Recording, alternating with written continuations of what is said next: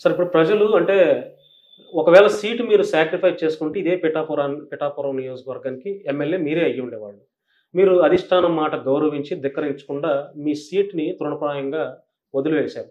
Still ఈ రోజుకి మీకు సరైన పదవి అనేది ఇవ్వలేదు. మరి బహుశా రాబోయే రోజుల్లో వస్తుందో లేదో తెలీదు. కానీ ప్రజలైతే వర్మ గారికి ఒక మంచి పదవి ఇవ్వలేదు. ఆయన ఒక ఉన్నత స్థానంలో చూడాలి అనే ఒక ఆశాభావం అయితే వ్యక్తం చేస్తున్నారు. దీని మీద మీ అభిప్రాయం ఏంటి? అంటే నేననేదేంటంటే, హ్మ్. ఇందాకనే చెప్పాను నేను. హ్మ్. పార్టీ క్రమశిక్షణగా ఉంటాను నేనంతే. అంటే మీరు నే క్రమశిక్షణగా ఉన్నా కూడా హ్మ్. మీ ఫ్యాన్స్ ఉన్నారు. ఈ ఏరియా మొత్తం మీ ఫ్యాన్సే. ఇప్పుడు నాట్ ఓన్లీ ఈ ఏరియా కాకుండా ఆంధ్ర రాష్ట్రం అంతా కూడా కాస్త కోస్త మీకు ఫ్యాన్స్ ఉన్నారు. వర్మ గారంటే ఈరోజు తెలియని వాళ్ళు ఎవరు లేరు. ఇప్పుడు వాళ్ళు కూడా ఎక్స్‌పెక్ట్ చేస్తారు కదా! వర్మ గారికి టికెట్ ఇవ్వలేదు. ఏదో ఇవన్నీ ఒక గూడా పదవి ఇవ్వలేదు. పార్టీకి తెలిస్తే గదా! తెలిసిన సమయంలో ఆళ్ళ నిర్ణయాలు ఆళ్ళు తీసుకుంటారు. హ్మ్. మీరేం చెప్పట్లేదు సార్ దీని మీద. అంటే ఏదన్నా మీకేదన్నా ఈ పదవి ఇస్తున్నామని మీ చెవిలో ఏమన్నా చెప్పారా?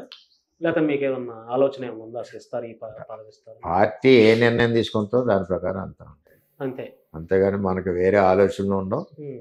వేరే ఉద్దేశాలు ఉండవు. అదేంటి సార్ ఒక కార్పొరేషన్ పదవిలో ఒక చైర్మన్ పదవులు ఇవ్వకపోతేనే అలిగేసేసి ప్రెస్ మీట్లు పెట్టి అంటే పార్టీని అలా గందరగోళం చేస్తుంటే నేను 23 సంవత్సరాలు తెలుగుదేశం పార్టీలో సీనియారిటీ ఉన్న సభ్యుడిని. హ్మ్.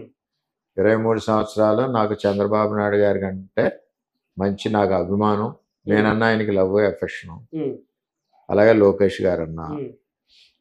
నేనెప్పుడు కూడా పార్టీ పునాది గట్టిపడి పార్టీ ముందుకు ఎదగాలి. హ్మ్. చంద్రబాబు నాయుడు గారి ఆధ్వర్యంలో, అదేవిధంగా యువ నాయకుడి ఆధ్వర్యంలో ఎదగాలని ఆలోచించే వ్యక్తిని. హ్మ్. సార్ ఇప్పుడు చంద్రబాబు గారిని, లోకేష్ గారిని మీరు దగ్గరగా చూసారు.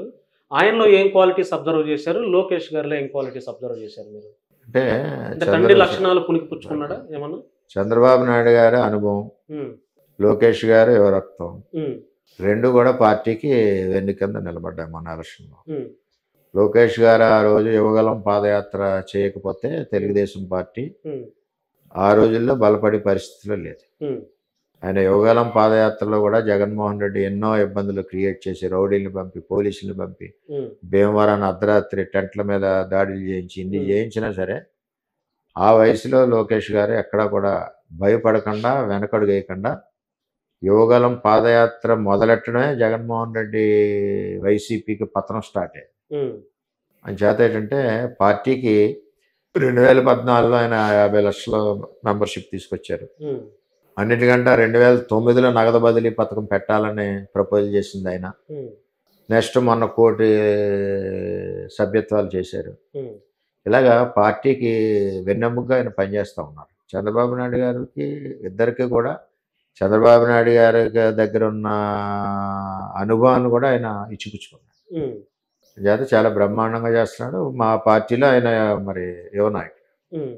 సార్ అంటే ఈ నియోజకవర్గానికి, ఈ పిఠాపురానికి మేము దారిలో వచ్చేటప్పుడు సార్ వర్మ గారి ఇల్లెక్కడ? వర్మ గారి ఆఫీస్ ఎక్కడ అంటే ఒక సైకిల్ తొక్కుకునే వ్యక్తి దగ్గర నుంచి అసలు కామన్ మ్యాన్ అంటే అతను అంటే అడుక్కునే ఆ వ్యక్తి ఎట్లా అయితే ఉంటారో వాళ్ళు కూడా మీ అడ్రెస్ నేరుగా చెప్తున్నారు సార్. అంటే మాకు భలే ఆశ్చర్యం అనిపించింది సార్. అంటే ఇక్కడ పేరుకి పవన్ కళ్యాణ్ గారు ఎమ్మెల్యే అయినా కూడా షాడో ఎమ్మెల్యేగా మీరే ఉన్నారేమో అని అనిపిస్తుంది మాకు. అది కాదండి. పవన్ కళ్యాణ్ గారే ఎమ్మెల్యే. నేను హ్మ్. షాడో ఎమ్మెల్యేని కాదు. ఆ! నేను ప్ర టీడీపీకి ఇన్ఛార్జ్. అవును. ప్రజలు అలా అంటే అభిమానం నేనంటే పెంచుకున్నారు. ఇక్కడ మేము ఎప్పుడూ లోకల్‌లాగా స్థానికుడిని కాబట్టి జనరల్‌గా ఎప్పుడూ అవైలబిలిటీ ఉంటాను నేను అందరికి. హ్మ్. అంచేత అంతే తప్పితే వేరేది లేదు. సార్ మీరు తెలుగుదేశం పార్టీ ఇన్‌చార్జ్. అంటే వేరే పార్టీ జనసేన పార్టీ ఒక కుర్రాడు గోవిందరాజులు ఏదో కుర్రాడి పేరు. అతను వైసీపీ వారి మీద ఏదో పోస్టులు పెట్టాడు అసభ్యంగా అని చెప్పి అతన్ని అరెస్ట్ చేస్తే, అతను జనసేన పార్టీ అయినా, మీరు తెలుగుదేశం ఇన్‌చార్జ్ అయినా గూడా, ఇక్కడ కొంతమంది ఎవరో స్పందించకపోతే మీకు ఫోను చేస్తే ఇట్లా అరెస్ట్ చేశారు సార్ అని అనంగానే, మీరే నేరుగా వెళ్లి పోలీస్ స్టేషన్‌కి వెళ్లి దగ్గరుండి వెంటబెట్టుకొని ఆ కుర్రాడిని విడిపించారంట. నిజమేనా? అది కరెక్టే. జనసేన పార్టీ అంటే బయటది కాదు కదా! తెలుగుదేశం, జనసేన అన్నదమ్ములే కదా! హ్మ్. ఎవరికన్నా కష్టం వచ్చినప్పుడు మరి వెళ్ళవలసిన బాధ్యత నాకు ఉంటది. హ్మ్. ఆళ్ళకి కూడా రావాల్సిన బాధ్యత ఆళ్ళకి ఉంటది. హ్మ్.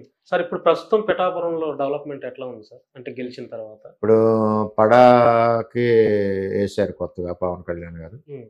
చంద్రబాబు నాయుడు గారు, పవన్ కళ్యాణ్ గారు క్యాబినెట్‌లో నిర్ణయం తీసుకున్నారు. హ్మ్. జీవో వచ్చింది. దాంతో ఏంటంటే కాన్స్టిట్యుయెన్సీ వైస్ ఆల్ కనెక్టెడ్ డిపార్ట్మెంట్స్‌కి హెడ్స్ ఉంటారు. హ్మ్. అంటే దానివల్ల ఐఏఎస్ వాళ్ళు, ఐఏఎస్ ర్యాంక్ ఉండొచ్చు. ర్యాంక్ వాళ్ళు అంటే పడా కమిషనర్ ఐఏఎస్ ర్యాంక్ ఇచ్చి నేను అనుకోవడం ఆర్‌డీఓ సీనియర్ ఆర్‌డీఓ ర్యాంక్ హ్మ్. పెట్టినట్టు నాకు ఐడియా. సరే ప్రభుత్వం ఇష్టం అది, ఉమ్, ఇక్కడ మా ఎమ్మెల్యే గారి ఇష్టం అది. ఆ కనెక్టెడ్ డిపార్ట్మెంట్స్ అన్నీ ఎక్కువ పడాలో ఉండడం వల్ల ఏ డిపార్ట్మెంట్కి ఆ డిపార్ట్మెంట్కి పనులు ఎక్కువగా అవ్వడానికి అవకాశం, అభివృద్ధి ఎక్కువగా జరగడానికి కూడా అవకాశం ఉంటుంది. ఉమ్. అంటే అలాగే యాక్చువల్గా దాంట్లో అంటే ఇప్పుడు జీవో మార్చి ఇక్కడ స్థానికంగా ఉన్నటువంటి జనసేన పార్టీ మర్రెడ్డి శ్రీనివాసుని నియమించాలని ఒక ఆ, జీవో జరుగుతుంది మార్చి ఆయన కోసం ఉన్నట్టుగా ఒక వాదన వినపడుతుంది సార్, అందులో వాస్తవం ఉందా? ఒకవేళ ఉంటే ఉండొచ్చు, తప్పే ఉంది ఇందులో. తెలుగుదేశం ఉండొచ్చు, జనసేన ఉండొచ్చు, బీజేపీ ఉండొచ్చు. ఉమ్, వెర్షన్ల ప్రభుత్వాలు కూటమిలో నిర్ణయం చంద్రబాబు నాయుడు గారు, పవన్ కళ్యాణ్ గారు ఏ విధమైన నిర్ణయాలు తీసుకుంటాయో ఉమ్, ఆ నిర్ణయాలు ఇంప్లిమెంట్ అవుతాయి. ఉమ్, అది ఇలాగానే ఉండొచ్చు, అలాగానే ఉండొచ్చు, ఉండకూడదని ఎక్కడ లేదు. అది తప్పు కాదు. ఉమ్. సార్ మీరు పార్టీకి కమిటెడ్గా ఉన్నారు అంటే నిస్వార్థంగా పార్టీ లైన్ దాటకుండా ఉన్నారు అనడానికి ఒక ఉదాహరణతో నేను ఒక మాట చెప్తాను సార్. మీకు ఎమ్మెల్సీ పదవి ఇచ్చి మంత్రి ఇస్తానని చెప్పి ఒక పెద్ద ప్రచారం అయితే జరిగింది. సో మీ ముందు ఎన్నికల ముందు కూడా మీకు హామీ అదే చేశారు. ఇప్పుడు ఎమ్మెల్సీగా ఇక్కడ రాజశేఖర్ గారిని అనౌన్స్మెంట్ చేసినప్పుడు మీరు నిస్వార్థంగా నాకు ఇవ్వకుండా ఆయనకి ఇచ్చారని మీరు ఎక్కడ అలగకుండా పార్టీ మీద ఒక కమిటెడ్తో ఉండి పార్టీ ఆదేశించిందని చెప్పి మీరు ఇక్కడ మున్సిపల్ కళ్యాణ మండపంలో ఒక పెద్ద బహిరంగ సభ పెట్టి అతనికి వెల్కమ్ చేశారు.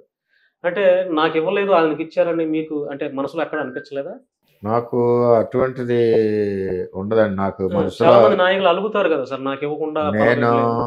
ఉమ్, చంద్రబాబు నాయుడు గారికి, లోకేష్ గారికి ఉమ్, ఏమంటారంటే సైనికులు లాంటి కార్యకర్తలు. ఉమ్, వాళ్ళ నిర్ణయాలని శిరోధావించి ముందుకెళ్ళి వ్యక్తిని నేను. ఉమ్, ఎప్పుడు కూడా ఉమ్, ఎవరికి ఏ సమయంలో రావాలో, ఏ సమయంలో ఉండాలో అన్నది అది చంద్రబాబు నాయుడు గారికి తెలుసు. ఉమ్, అందుకని ఎవరికో వచ్చినాయని మనం ఇబ్బంది పడక, ఎవరి పార్టీలో కేడర్ ఆ పార్టీలో పనిచేసిన విధానాన్ని బట్టి వాళ్ళు ఇచ్చుకుంటారు. ఉమ్.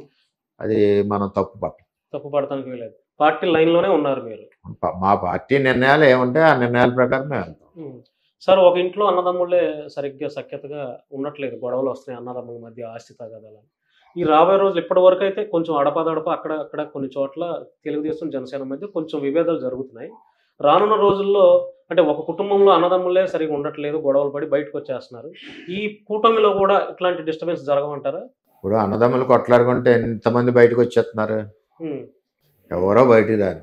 ఉమ్, అది టీ కప్లో తుఫాన్ లాగా మళ్ళీ పెద్దవాళ్ళు ఎవరో చెప్తారు. అలా ఉంటాయి. ఇక్కడ పార్టీ రెండు అధినాయకులు ఇద్దరు కలిసి రామలక్ష్మణ్లాగా వెళ్ళేటప్పుడు కింద కేడర్ కూడా అదే విధంగా ఆలోచన చేస్తే అక్కడ కూడా నెగిటివ్ ఆలోచన అన్నది ఎవరికి రాదు. ఇది చంద్రబాబు నాయుడు గారు, పవన్ కళ్యాణ్ గారు అన్నట్టు ఇంకొక 10 సంవత్సరాలు పొత్తు ఉమ్, ముందుకు సాగుద్ది. ఉమ్, ఈ ఆంధ్రప్రదేశ్ రాష్ట్రం కూడా ఈ పొత్తు వలన అభివృద్ధిలో ముందుకు నడుస్తుంది. ఉమ్.